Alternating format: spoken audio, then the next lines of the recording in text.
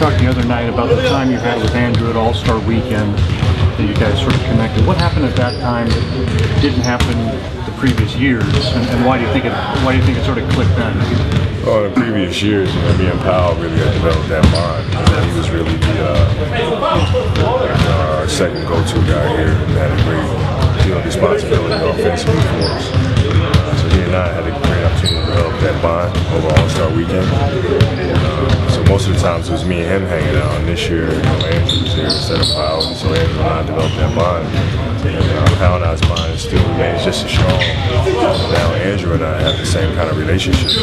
Do you need to have that camaraderie to be a success on the court? I don't think so. You don't have to have it, but it makes things a lot easier. It makes the environment that you play in, environment that you want to be a part of. And is that something you've seen translate after the All-Star break, the way that you two played together?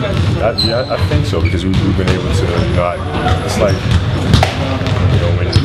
when you just get a chance to know somebody really, and spend a lot of time with them, and then you get a chance to know them.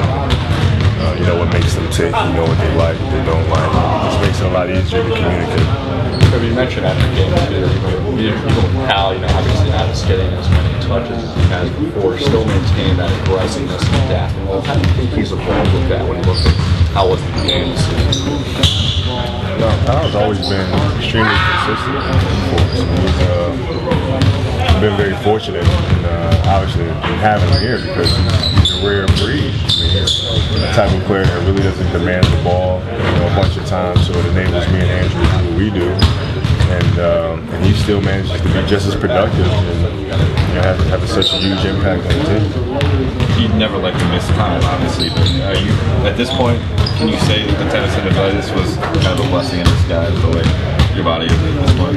Absolutely, yes. Was during that time you said there was obviously pain, so Mike said you were like kind of tripping into your get back on the court. Way to go, Gary. What would you do in the front of the door? I wanted at the bottom of an escalator. I was trying to get a bunch of ESPN writers to stand by the door, but unfortunately, There's only two today. But does it make you think maybe how you're going to approach injuries in the future?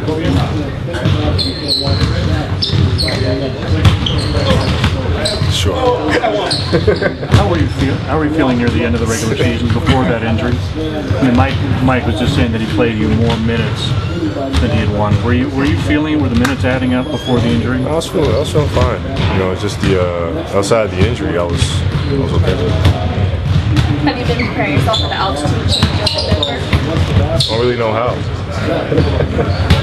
don't know how. I'll go up there, smoke a couple cigars, see if that helps.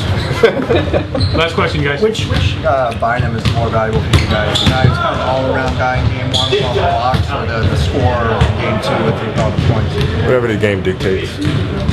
Game one, because of what they were doing defensively, just the flow of the game, that's what he did. Game two, because of just the flow of the game, he had 27 points. So it's just, it's just playing the game that's in front of him.